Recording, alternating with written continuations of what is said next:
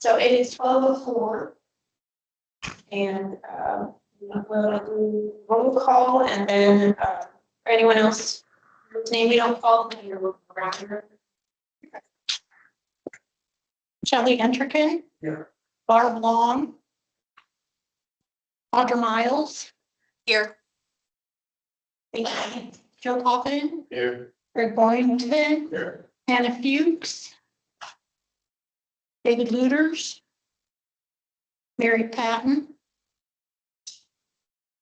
Allison Borland. Tracy Dowell. Sunny Pearson.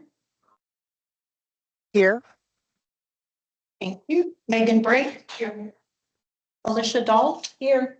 Tyler Rogers. Here. Thank you.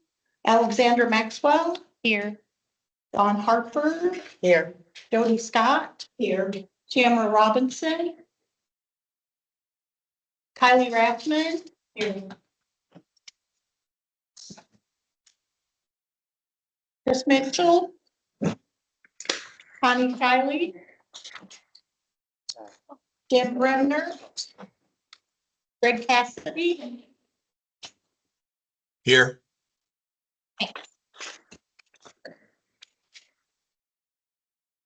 And online, we also have Brad Siltman, Sabrina Bedingo, Andrew Davis, and Katie Dedman.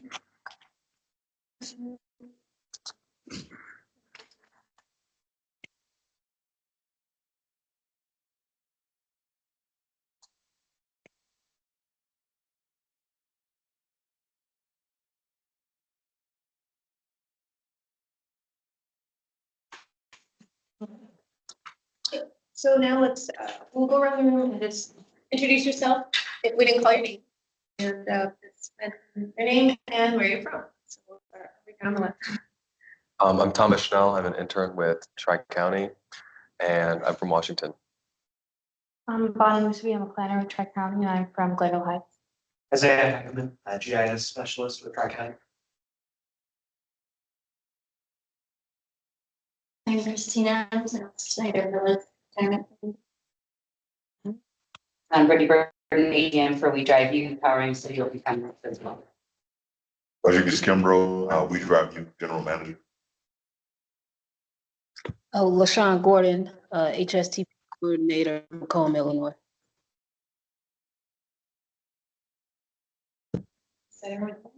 Okay, so I'm going to go online.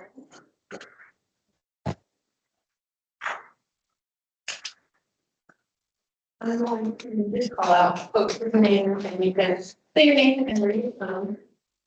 Brad Siltman.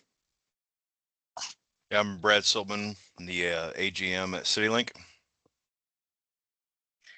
Actually, turn up the volume there. If you tap, there should be a little.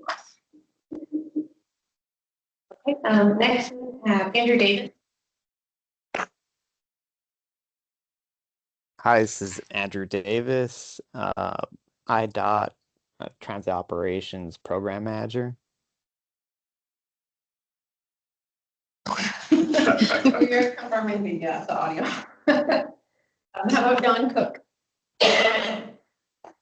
Hi, Dawn Cook here, Tesla County PCOM. Welcome. Okay, and Katie Dedman. Hi, I'm Katie Dedmond. I'm with Western Illinois Area Agency on Aging. Sabrina Bedenko. Sabrina Bedenko, Independent Living Specialist at Illinois Valley Center for Independent Living. All right, I believe that's everyone. Anyone on this? I like it. Okay, beautiful. Thank you for your patience. Does anyone have any public comment?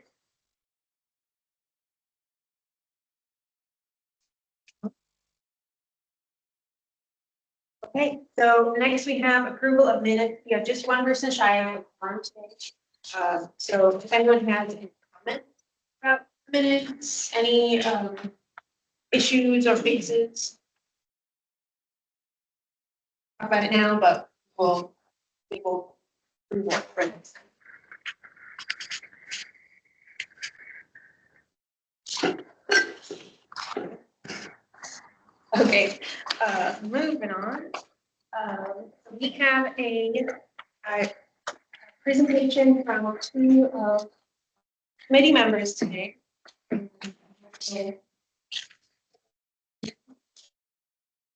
Yeah, it's up to you if you want to sit and feel free to come up or you.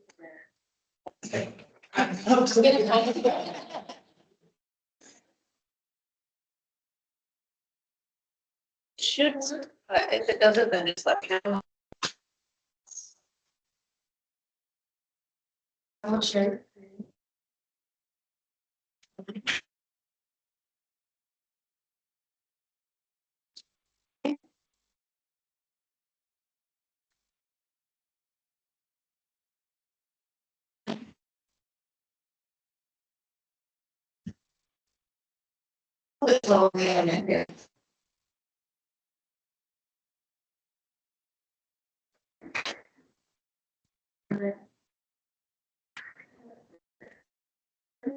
Stop sharing.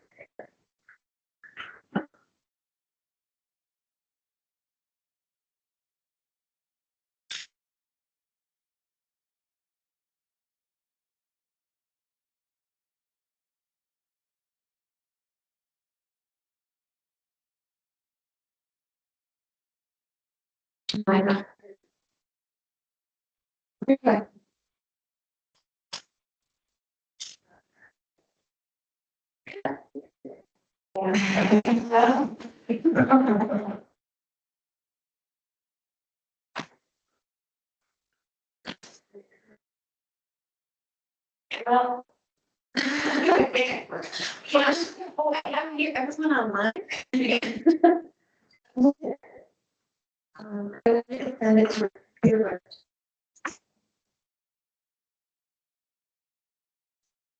Anytime, I will introduce our speakers. We have Megan Brake and Allison Borland, and Megan is the Tasman Special Education. So, yes. And then Allison is the Special Education of Peoria County, Special Education Association. This is a popular snack. And it really is beautiful.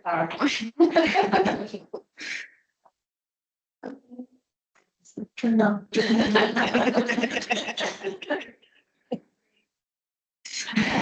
want me to go get somebody that they can put it on? No, since we're here. I will have to send it after. I'm sorry about that.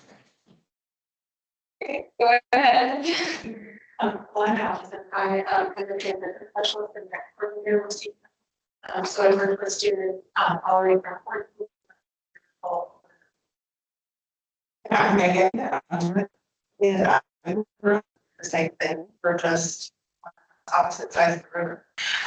So for those of you who don't know what PRECT is, PRECT stands for Employment Career Training Program. And this is a program that is with the Department of Rehabilitation Services. And so in my role, I work with 10 high schools that are in Haswell and I'm like, I was talking about what she.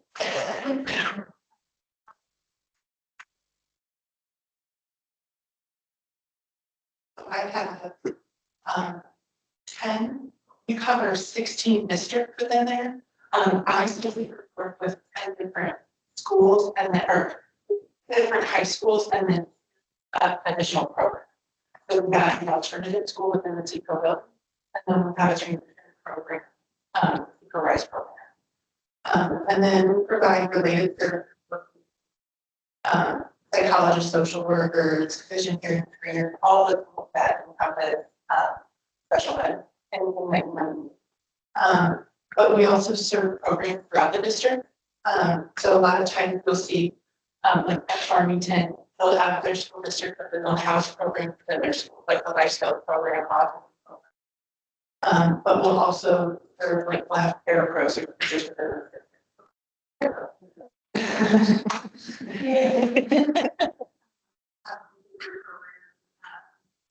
public aid program, English program. We also offer extended.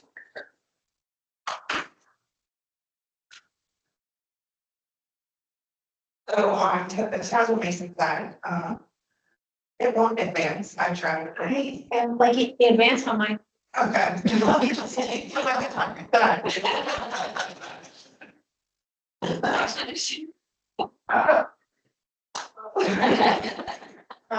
So,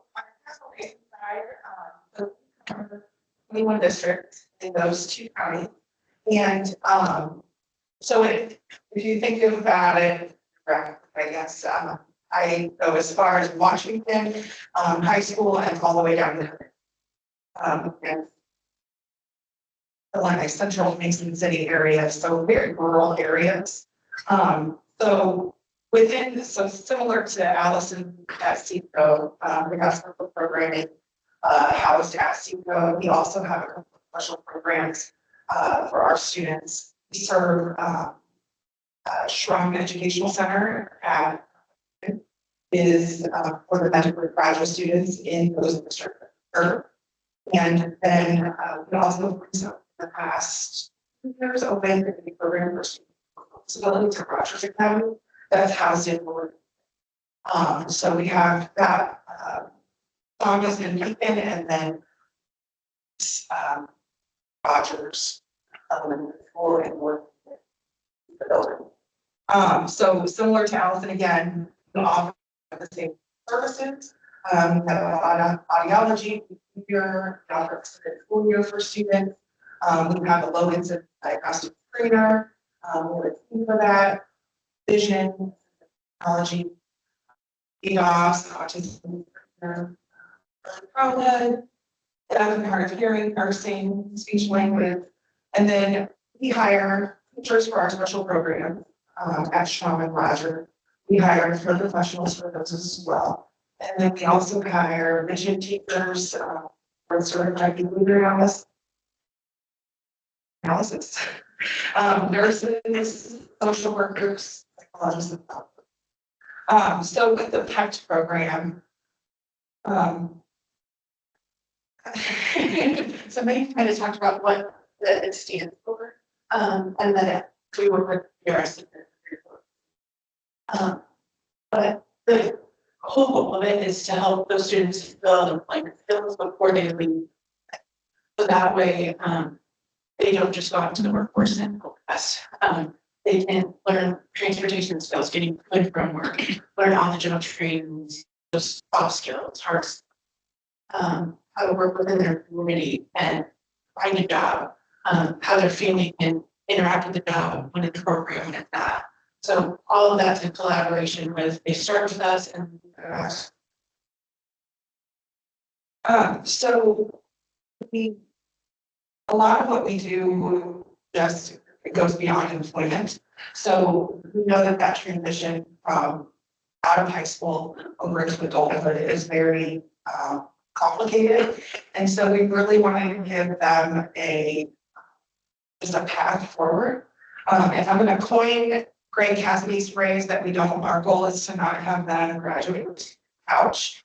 We want them active in their, so a lot of times it does involve employment that we do, but we also want them to have much of a full life. They can't, so we want them to partner in their community. We want to connect them with experiences such as rec and leisure. So in doing so, we really have to build our community partnerships in order to do this. We also work a lot with community colleges. TRS does sponsor colleges where we can have for students who have either a 504 plan and need a combination of college, things like that, they can, TRS can help with the funding aspect. So that is something that many students are very interested in. I think this year has probably been one of the most abundant years for seeing is pushed into colleges and want that. So we really try to focus on outreach. So we want to go on career, that's Central Illinois Transition Planning. So that is not just education, that is employers, agents, educators, parents, anyone that's in your vicinity. But we have done the career summit, which is very, and we focus on that career aspect of it mainly. So we hold it at ICC, and the students, I think this year had like 10 from all 4 counties, so as well as the 3 counties. And they were able to come in here, keynote at ICT campus from Next Step, if you're familiar with that program, out of Galesburg. And then they come and do it hands-on from different 6 career clusters. So there's trade, there's hospitality, all this, yes. Yeah, so lots of different ones, and they can do behavioral skills. They can do, we call them workshops, where they can go, like this year they could learn how to do an elevator. So meeting your employers, if there's a college and career fair they can go to. So it's a day that when we just back in that for the rest of their life. Essentially. We've also together up here we've met fun, so it was very beneficial that we had a very good conversation. And we were able just to see how to make students of things, and that was a great conversation with students and parents and staff. Put together resource fairs, not just within us, but also our high schools have put together resource. I know a lot of you guys have participated in this as well. We would make some of those reports with outside school. And then I also hosted a conversation about a year ago, where we discussed the farming together and how we can better utilize Farmington as a spot for employment. As Farmington that has served 3 counties, and so it has Korea, Vermont, and Fulton County. So transportation is a barrier when you're talking about buses, but also applied for the area. So we had that conversation over the summer, and we have good things. So you're probably saying, well, why are you on this trip? Because when you think of our students, so correct. And so that is a very large barrier. And so Allison and I have seen that and on both sides. And so some of the barriers that we've encountered over time is that there's a lack of clarity about the service areas. Many students don't drive, as I said. There's a lack of service areas, especially, I know this committee cover Mason County, but Mason County is a little beast. There's just not a lot down there. So a lot of these agencies who have transportation are restricted to the third areas. I know their general rules and goes from rural to urban. And so, if it's not categorized correctly, then I understand that it's just the rule of how it works. So, trying to come up with creative ideas, and those creative ideas are difficult when you're working on a special algorithm. And trusting the system that you're trying to put in place is hard. So we have also found that I know that some agencies have had trouble post-COVID, especially with getting staffing back to where it was before. And so some of my schools have backed off of using some of the private busing companies. And so now I'm seeing it's being underutilized, whereas I think it's getting better. So we're trying to get buy-in from schools to get back into it. And then I think previously, one of the barriers was there wasn't a lot of collaboration, like the partnership with us as a co-op and agency who's providing it. I think that paratransit started is one way that's really opening a lot of good communication. So Allison drive on that. So our vision moving forward, is, well, one barrier that I want to give an idea of something that has come up, story production, located right next door, also has had a Barkerville. So I had a student from high school who was using the school gym. And they were providing that to him, and he has worked there for 3 years. He's gradually increased his hours, and this year he exited years old. And so he wants to continue working there, and that was the plan. Now, have done some collaboration between some of the families of students who work there, and he had done rideshare for a while, like that last summer. So one parent, I had parents come together, they kind of agreed as we would drive. It worked out really well. I was really pleased with it. And during production, that they were closing over in the location and moving here. They bought a different building across the street. So again, how's he gonna get there? Because we got established employment, we don't want him to lose his job. So thankfully, I worked with CityLink. This is an individual who lives in North End. And we met down at the hub in downtown Peoria. And that is where we would have to get to switch buses and get on gas bus got here. And we met with the staff, had the parents come, the individual came and we worked out a plan there. He got familiar with that location, so he was a little bit nervous about being in downtown Peoria, just not sure. We learned about some of the supports that the City offers for those individuals for riding the bus. And so it really has he's envisioned and he was working and doing well. So it's always those stories that we want to see more of, where there's a lot of collaboration. I look through have a specific one in Farmington, where this is just an example of another barrier where across the street.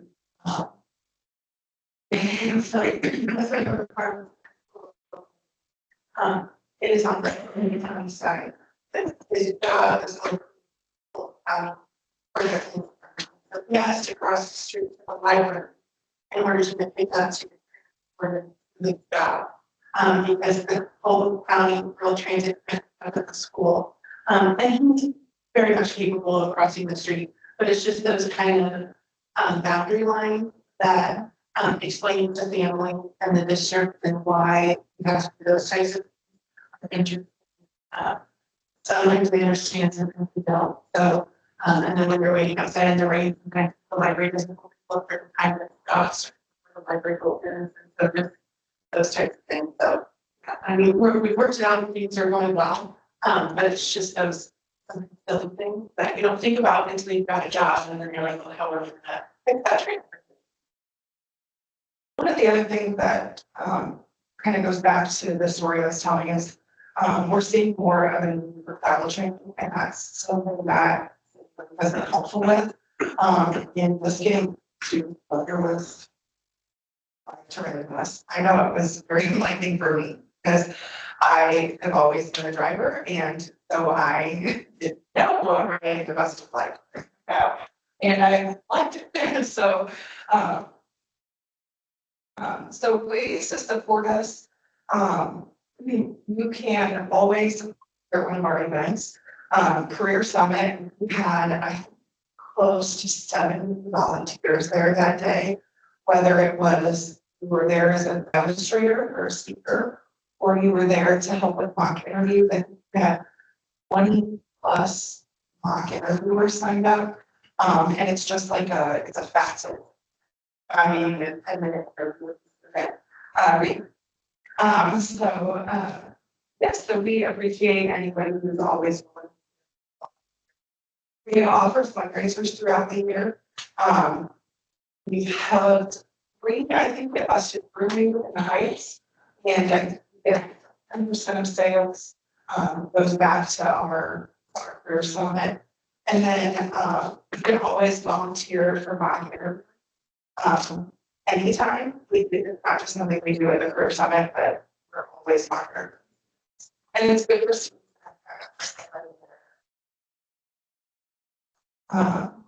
You can always donate materially for cause. That's a plus thing. And then, brainstorm with us, you know, anytime that we think about. That's one of the focuses of the parent.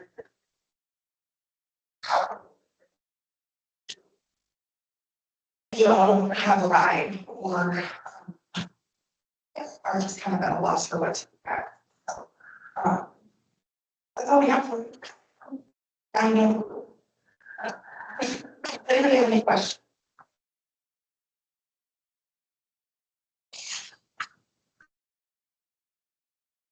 I like you said, I helped out with them on. I'm really glad that you gave those examples of the people who kind of their situation being to fall through the cracks with the problems. Where they, that's a lot of, I think, what this might be focused on. Across the street, it's all. I wish that would solve it. But rules about transit funding to graphic area is like a blessing and a curse. And the funding for where we need it, but then anything outside of that, it's not wiggle room. So that really showed how, like, for individual people. Yeah. I mean, I'll answer the question. What is your favorite part of your job? I think preparing for their long. That's I work in middle school all over that. And knowing that they're prepared that they're not fun how whatever form of success looks like. When my favorite part is definitely not paperwork, but it's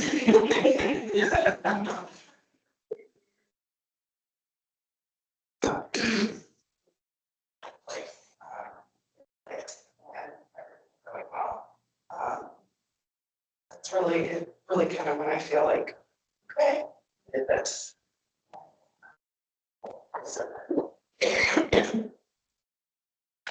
Other questions, comments? Any partnerships that are tied with Knox County, and you're working with there for. Old is the only school I work with that would have strong. It's such a small separate.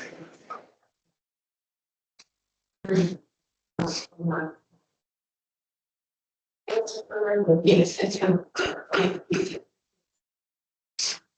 So when they find a job and everything clicks, are they done with you guys? Depends on when they leave school, so it could right after high school graduation. So they're if they're in a transition program or if there's whatever they're doing in school, so it could like. So interesting, a really good question also because it's a partnership, the PEP program specifically is a partnership with DRS. That's when they are 22 and they we step back and DRS takes over the case. Now DRS is specific. Okay. So if it's outside of it, we're trying to prepare them for the things that are outside of employment also, because those, I guess, maybe are structured or easy. You're on your own. And people don't realize that the school does so much, and when they leave school, we just don't want them to fall apart. It's really kind of a sad situation when it does fall apart because people just don't know and they really need the guidance of the schools or whoever's work. Try. I work with places like Epic or All the time. transfer from school setting and TCRC is another one. Work with them frequently at WC. Bridgeway. Sure. This is. I do, yeah. I don't have one. Right, ouch.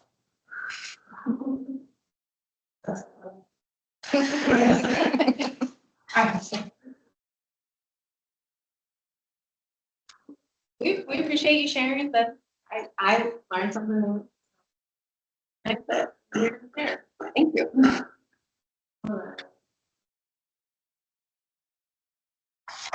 Okay. Moving along. Our next item on the agenda is provider and updates.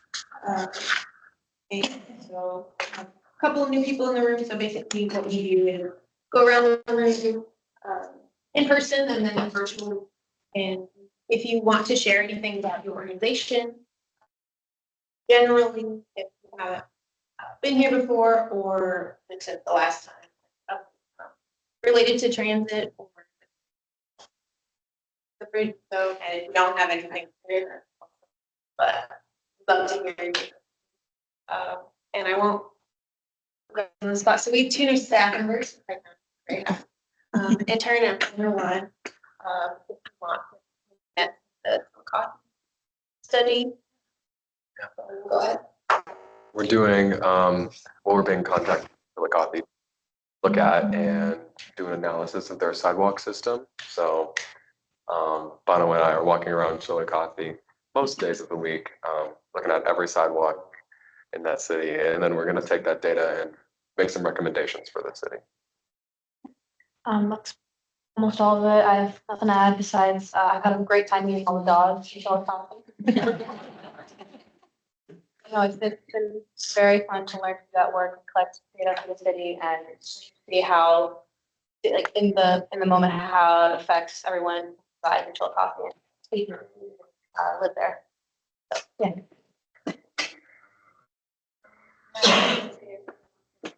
Yeah. Related transit. Outside of Chillicothe stuff, our bus stop accessibility plans and trying a lot of our public engagement phase. So you'll see our interns and the other staff members riding the city link buses, talking to people about it's great. Yeah, and I should say, Isaiah is our GIS specialist, so anything that you can help with. Kylie, anything to share? Yeah, I'm no longer with Test, I apologize. I'm back in staffing. Just, I think it's more of my niche. Again, the same problem when I was with the other staffing agency with finding the people to be able to get to and from third shift position. When they have a third shift job, there's no bus routes. A lot of people don't want to get up and take somebody to work or get up early in the morning to bring them home. Just same issues that I was having with the others. I just am with now is Lake Max. I'm going to bring up that this week. Get some staff. That's about it. Good job. Great. Heard from either of you, but. Okay. Jody from Advocates for Access, and I found the only update we have is the Centers for Independent Statewide Knowledge Reform for the home in this budget. However, there are always challenges in accessing that money. So even though we know it's there, we don't know when we're going to be doing it now. Our center, I think, is going to focus more on women for this cycle, as far as getting those done and provide more modifications, more people find apply to that program. How does that work? They do, they would all do that for that program. Actually, they probably start with me because they have to gather a whole bunch and then we go out, and then it goes from there. So it goes through the Illinois network of centers for independent living, so everything has to go through Springfield.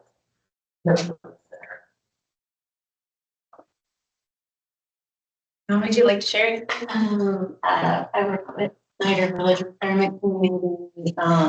We have, independent living, cottages, 107, and currently 31 apartments. for Independent living, and we have a health center with around 6, residents that have long-term care and then also rebound.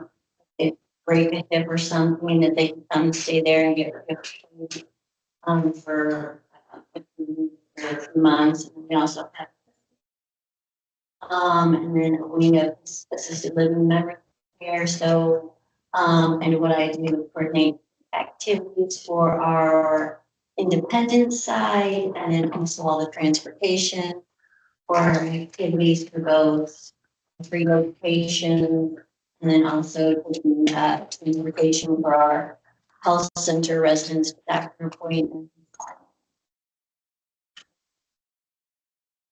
Struggle with finding drivers.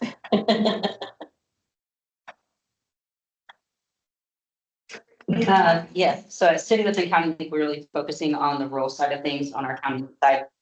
Daily, we currently have 10 routes, and we have noticed quite an uptick in our rural side of our ridership. So with that, each day we react accordingly. We're 80 and 11th route, and then we add that route in. So really focusing on that rural side of things. The city lift side, we're continuing to add routes, but really focusing on that. Again, I'm Rodriguez. I won't add nothing else other than I want you all, as the different organizations that we provide the service to, if you could, please just pay attention to the right guide. We want to make sure that we're providing the best service possible, but it's going to take you all support to make sure that you have a clear understanding of that ride guide so that you can understand and pass along to all of the individuals that you all service. Because we do want to provide the best service, but we need you all support in making sure that that ride guide is being followed. And so just please help us with that, because that, again, helps us give an understanding to the community on what service we actually provide. And if there's any ever problems with that ride guide or needing an explanation or needing us to speak that to your client, please let us do that, because again, we just want to do what we're serviced to do, and we want to make sure it's the best quality service possible. So we are calling on all you all support as well. And I assume they can find that online, anyone who wants that. Yes, and if you can, please just reach out to us. Please just reach out. We love talking transit. We love providing the service. That's what we want. So again, the riders are important to us. Hi, I'm Dawn. I have nothing to report. Just waiting on Joe to make tacos next time. And I did, we've got someone who walked right in, not to put you on the spot, but. That's okay. My name's Joel Ward. Sorry, I'm a little late. I'm Washington Township.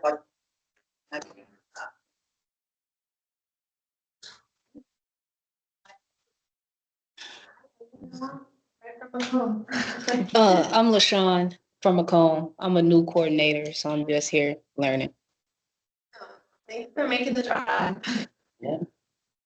And Alex. For We Care, beginning of April, we did take over the northern Tazewell County, type of area for seniors, so anyone over the age of 60. We did take that over from Aid Central. So that includes Pekin, North Pekin, Market Heights, Creve Coeur, East Peoria, and Washington. So we've increased our rides quite a bit by taking that over. So glad we're able to do that. Is it a good thing with the increased rides? Yeah, it keeps us busy. But yeah, we're adjusting well to it. Some of those areas we don't. Yes. Yeah, it was nice. That's the bridge though, right? We don't come across. Right? We can go into Peoria. Yeah. Do they have to go, they go in Peoria, does it have to go rural? Yeah. So with just that one, we can now do just the seniors, but we can go into Peoria instead of having to go into the rural only, which helps out a lot. That's a big one. Yes. Yeah. So At the moment.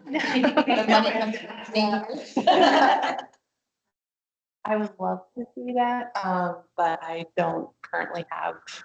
something in that. Is that because it's funded? Yeah. Blanking on the department. Central Illinois Agency on Aging is now called a Central. Oh, okay, so they still fund, that's why. But you're managing the deal. Yeah, they had managed it before, I think, right? And now Yeah, they kind of split up some of those. Alicia Adult with the Miller Center, not super transportation related, but it's the 6th season of the Pekin Farmers Market starting this Thursday. And the whole reason it started was transportation, because I had seniors that couldn't spend their farmers market coupons because we didn't have a market and they didn't have a ride. And that was 6 years ago. So it's Thursday, and every Thursday for the next 3 months. Yay. Anything? No, I don't have it. We're preparing to implement tablets on our fixed route system beginning July 1st. We're already using them on paratransit. Mission that will utilize all the tablets will help for our year reporting. So the manually going through spreadsheet, the data is not doing right now. I have an intergovernmental agreement that has been approved by the county state's attorney, by our city attorney, and I've submitted it to IDOT, and that's for the countywide transportation. So I'm one step closer to getting that in play. I have a draft that I sent for a generator plan to IDOT for COVID funding. That was one of our capital items was COVID money, so I'll try to work through the steps on that. And we completed a bus relocate, a route refinement, bus stop relocate in the community, and updated all of our online and the Google, as well as Passio Go, our app that we utilize to figure out.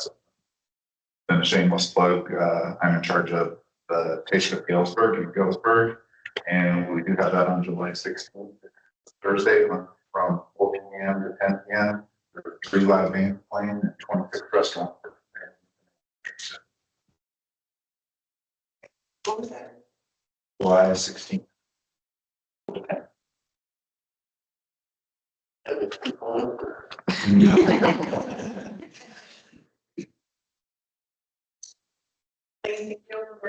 It's in downtown Gilbert on Cement Street, kind of in a restaurant which are coming off of Seminary.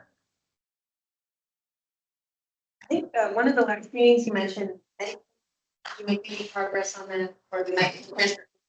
I'm almost afraid to ask, but it's out there now. I don't know the medication or the number of cancer or. It's what I've heard. I can see what I emails asking those questions. Yeah. We've had some discussions on the 311 group and just. In any of the organizations, how do you say the same thing? Humans don't work there anymore. I'm gonna call. That's too bad. Hopefully we'll get there. All right, okay, so I'm gonna move online. Just like before, I'm gonna just whoever. Way that it's categorizing them. Alphabetical, but sometimes it's first name and sometimes it's last. A surprise. So let's start with Audra Maya. No updates. About Brad Siltman. I don't have anything to add. Okay, and move on to Andrew Day. Hey, nothing from my dot. Okay, zooming through. How about Don Cook? Nothing at this time. Thank you. Okay, and Greg Cassidy. The only thing we're sitting and working on is we had kind of given up on the CARES money that we have for a couple of our counties, but been contacted that could come back through. So that'll help us expand a parking lot in one of at our We Care site. So that's what we got. Thanks. Good. How about Katie Dedmond? No updates. Okay, Sabrina Bedenko. No updates. Okay, moving on, we've got two more online. Sunny Pearson. I believe Alex covered our update very well, so thank you for that. Otherwise, no updates up on my end. Yeah, Sunny is from H Central or Central Illinois Agency County. And finally on my list, I've got Tyler Rogers. No updates. Hey, wow, easy group online. Okay, sounds great. So we will move to agenda item number 6. And I realize I have more to introduce myself. New people in the room. So my name is Matt. County Planning Commission. I've been the HSTP June 5 coordinator since 2019-ish. And yeah, we've been through COVID, past COVID, and so always learning something. So in terms of my report today, if you recall, at the last meeting, I mentioned that we released a call project for Section 5310 funds. These are urban specific funds. That has since closed. We just got only a couple submissions, but significantly less than money. So I might have some discussions with some colleagues to see if there's. I know that the deadline has passed, but see how we can kind of work with that. So there might be a way to distribute those funds. If you submit an application, you just need to make sure that all of the submissions were eligible, but there is a high chance that you will be selected if it was an eligible project. So I'll put that out there to be vague because I haven't reviewed that yet. And we do have a meeting for that, which depending because we didn't get too many submissions, we may or may not meet, but just to let everyone know, it's a HSTP urban meeting June 26th. I will send a follow-up email if that is happening. It is an urban specific meeting, but it's also open to the public. So if you want to learn, you're welcome to come. That is at the Peoria Downtown Library. But I will keep everyone updated about that process because it might change. All right. My other thing is upcoming surveys. I think I maybe mentioned this last time, but every so often we update our HSTP document. So we are just going to start up the process very soon, and the first part of that is distribution of surveys. I did work with some folks all around the state, other HSTP coordinators, to look at the survey format for what we've done in the past. There used to be 4 surveys, one for existing riders, one for general, one for agencies, and one for providers. We might do a similar version this year, but there are some small changes just to make sure those updates make sense because those surveys have been around many, many years. So I will just reach out to agencies, organizations, just to coordinate specifically on that. So look out for that. And I think that's all I have here. I will speak more in other, but does anyone have any questions about either of those things? I can include local town as well. Yes, yep, so I will reach out to them. And so technically our Wright County's contract with IDOT ad load starts in July. After this, we will really start up that process. Make sure that connection is there. And like this committee somehow, because we do have 2 people from each county on the rural subcommittee, plus the urban area sub. Maybe that's a discussion for next time on if we want to maintain the same structure. Want to think about it. I'll come up with one scenario about that. Yeah, because if we're adding a whole new county, then we'll representative from that county.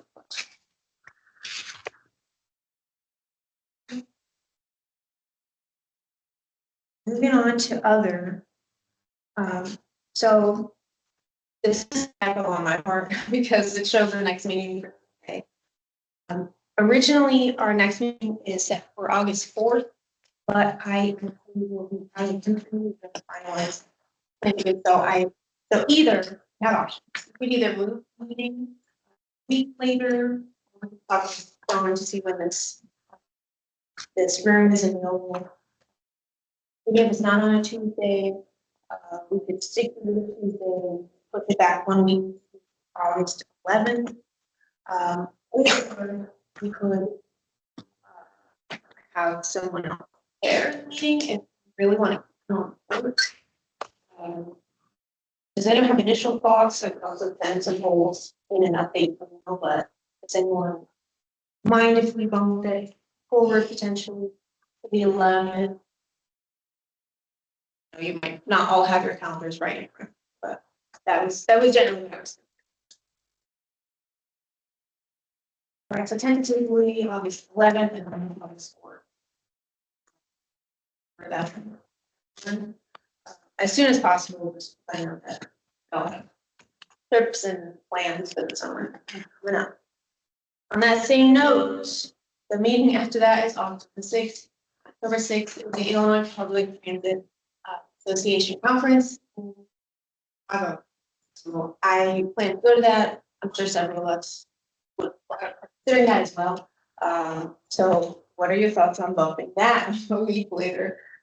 This is much further out in advance, but the week after that is October 13th. On Tuesday. Again, initial thoughts about that. Want to give people a chance to go to that conference. Okay. And then while we're talking about meeting dates, I just want to remind everyone that technically, well, in our bylaws, it gives the option elect a chair and a vice chair. I have just been chair by default. But just as a reminder, if anybody is interested in potentially being a chair, I would still do most of my jobs. So I will chair for a meeting, but the chair's job would basically be to verbally go through the agenda. They could have a say, you know, what could be on the agenda or how we structure the meetings potentially. Want to just have a conversation about it if you're willing, then we can. So, and then the vice chair would take over for the chair if the chair is not available. So, for example, yeah, if we would have the choice of either changing the date if the chair is not available or just having a vice chair. It's not too big of a lift. I'll basically give you everything. And that's my job is to help structure. I want to remind everyone that is. I will get there. Does anyone have any other or questions, comments, anything other?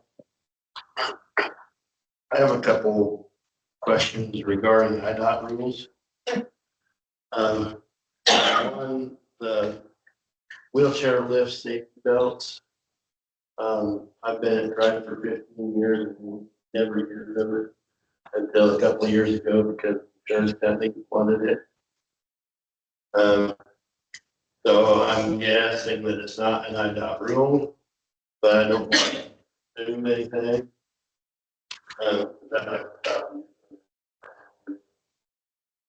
Or anybody know on this committee, anybody knows about that?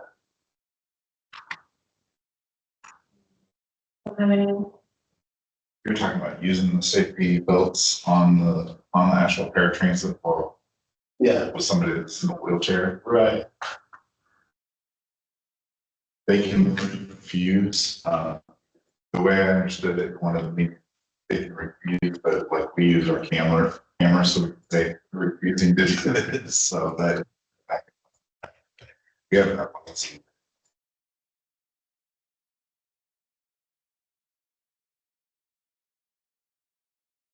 We have to ask, is that an IDOT rule? or- Generally, if you don't pass, you just go ahead and do it, and then if they say no, then. That's part of We the always have conversation. staff on the ground that are right there. So that's, and the outdoor roll stuff. Is there? Safety belt, there goes a rest. You're talking about it. Yeah, yeah. Okay, yeah, we don't.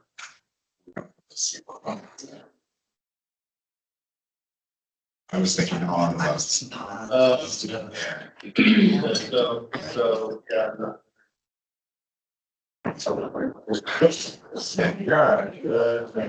That makes more sense now, doesn't it? Yeah. Well, hopefully I'll call them. We happen to know. I don't requires. People to use the. Wheelchair securement on the list. Yeah.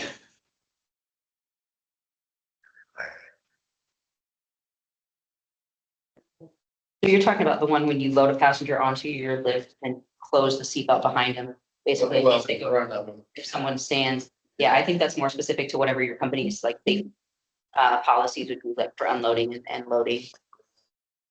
'Cause we have customers that they refuse to, you know what I mean? They don't want us to close it. And Yeah. Go to IDOT buses don't even have.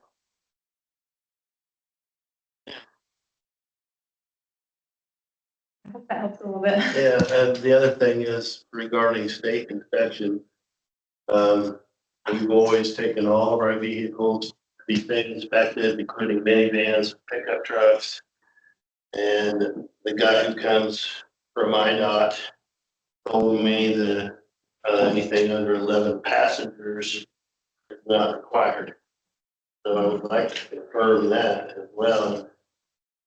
If I could. Who told you that? we said for ours, if the vehicle doesn't go in revenue service, then we don't have to take it for the state inspection. But all of our other vehicles have to go. But like we have a road supervisor van, we don't transport passengers, so that one doesn't.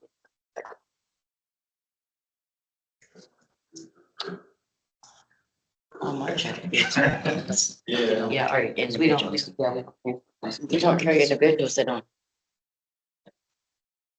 Yeah. For those who sign up.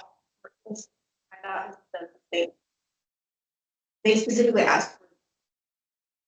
They give you a list, like. He comes to our facility and he inspects everything that has, capacity of 11 passengers. And never inspected.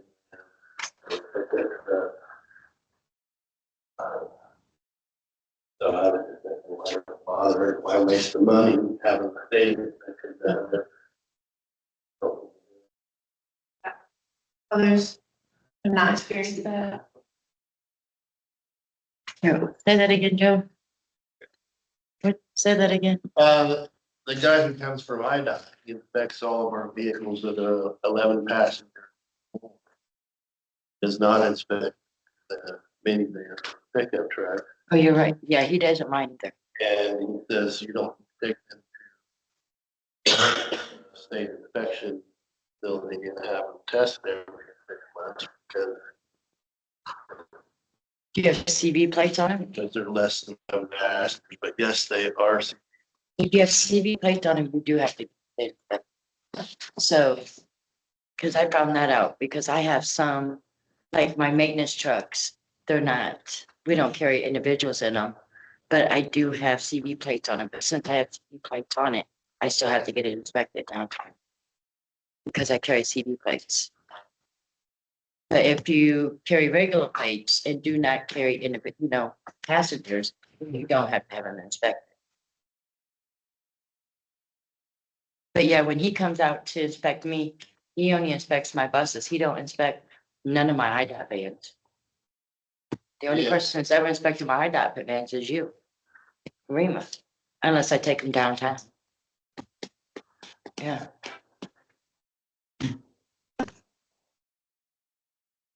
That's a good question. Because we got a lot of discussion about it. Yeah, he does the same, we don't. He only does buses. And he only picks 3 of them out of all the buses I have. He only takes 3. Don't say that. Don't do that. Should said.